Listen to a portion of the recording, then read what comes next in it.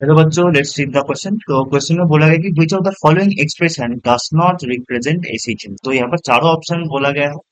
इनमें से हमें कौन सा ऑप्शन एसएचएम के रूप में हम रिप्रेजेंट नहीं कर सकते, ये बोलना पड़ेगा। ठीक। सो इस क्वेश्चन में जो की कॉन्सेप्ट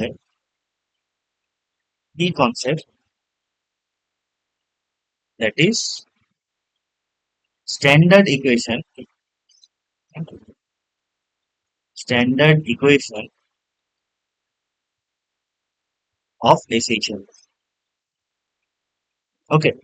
सो एसएचएम में डिस्प्लेसमेंट का जो स्टैंडर्ड इक्वेशन होता है, जैसे x is equal to a sine omega t, और इक्वेशन से x equal to A cos omega T. Okay.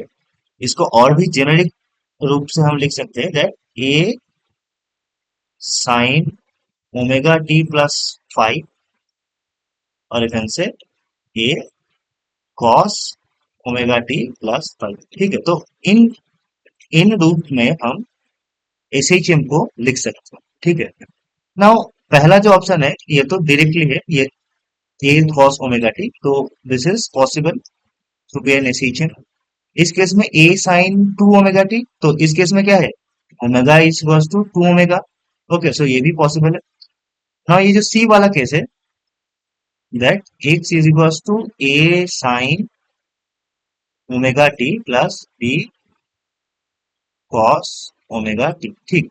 तो ये भी एसएचएम के रूप में हम लिख सकते हैं। कैसे कि अगर ए को हम something A into cos theta और बी को हम ए साइन थीटा लिखे, so this is equals to X is equals to A cos theta sine omega T plus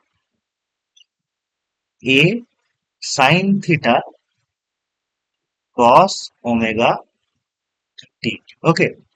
so यहां से हम इसको ऐसे लिख सकते हैं कि this is equals to A into sine of omega T plus theta, because this is the formula of sine A plus B. Okay. That means C वाला ऑप्शन भी हम एसएचएम के रूप में लिख सकते हैं। That means C is also can be expressed as an SHM equation.